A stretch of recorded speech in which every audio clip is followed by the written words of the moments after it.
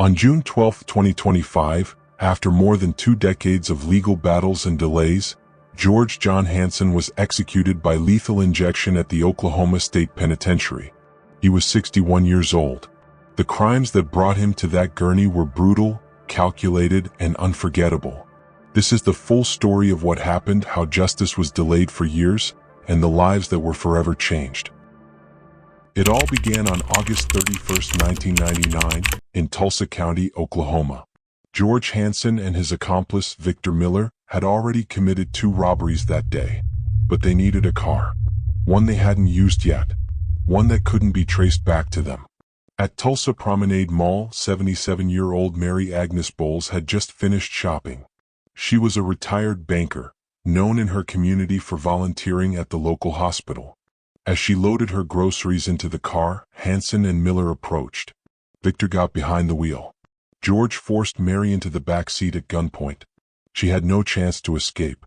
The 2 men then drove away, heading toward rural roads outside Tulsa. But someone did see them. Nearby, Jerald Thurman, a 44-year-old trucking company owner, noticed something unusual. He saw the car circling a dirt pit near Owasso and sensed something wasn't right. He called his nephew to report it, then hung up. Moments later, Victor pulled a gun and shot him 4 times. Jerald collapsed on the spot but didn't die immediately. Thanks to a neighbor hearing the gunshots and calling it in, paramedics reached him while he was still alive. But tragically, he never woke up. 2 weeks later, he died in the hospital without ever regaining consciousness. Hanson and Miller didn't wait to see if he survived. They kept driving, still with Mary trapped in the back of the car. Somewhere along a remote stretch of road, they pulled over. Mary was dragged from the vehicle. Hanson threw her to the ground and shot her 4 to 6 times with a 9mm pistol. Her body was then covered with branches and left behind. Search teams didn't find her for a full week. On September 7, 1999, Mary's body was discovered in that dirt pit, still hidden beneath sticks and debris. Meanwhile, the killers were trying to blend in. After abandoning Mary's car at the Oasis Motel, they acted as if nothing had happened. Hanson even spoke with the motel clerk, signed a rental card with his own ID, and borrowed a screwdriver to try and fix the car. But when it didn't start, they gave up and left the vehicle behind. Over the next week, they continued robbing businesses. On September 3rd, they hit another liquor store. On September 8th, they robbed a credit union. The break in the case came the next day, September 9th. Victor Miller's wife made an anonymous phone call. She told police the 2 men were hiding at an Econo lodge. At the same time, investigators noticed Mary's abandoned car still sitting at the Oasis Motel. Police moved quickly.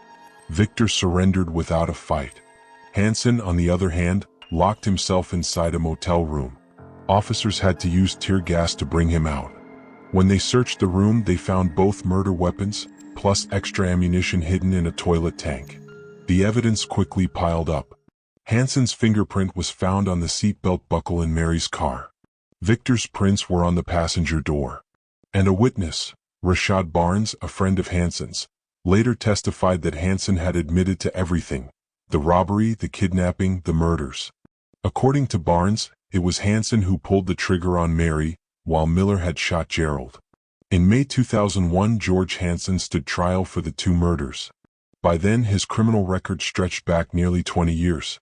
He had been arrested for robbery, assault, and other violent crimes. But this time he was facing the highest charge of all: capital murder. The trial was brief. Jurors deliberated for only 5 hours before returning their verdict: guilty on both counts. For killing Mary Bowles, Hanson was sentenced to death. For Jerald Thurman's murder, he received life in prison without the possibility of parole. Victor Miller was later found guilty as well. Though he had previously served prison time for another murder, his death sentence was removed in 2015 after appeals. He now serves 2 life sentences with no parole. But for Hanson, the legal fight continued. After the verdict, he was transferred to a high-security federal prison in Louisiana to serve a life sentence for robbery charges. Oklahoma, however, still held the right to carry out the execution. For years, Hanson's legal team tried to reverse the death sentence. They said his troubled childhood had not been fully considered. Records revealed he had experienced serious abuse as a child and struggled with addiction for much of his life. His lawyers argued these details should have been enough to avoid a death sentence. But the courts didn't agree. His execution was first scheduled for December 15, 2022. But the transfer back to Oklahoma was blocked by the federal government. The state filed a lawsuit, but the delay held. The execution was paused. For Jerald Thurman's family, that was another blow. His son Jake spoke about how hard it had been to wait for justice. He called his father a hero and said he still saw his father's face in his own children. Jake's mother passed away not long after the 2022 delay. She never got to see the execution she had waited over 2 decades for. Everything changed again in early 2025. A new attorney general allowed the transfer.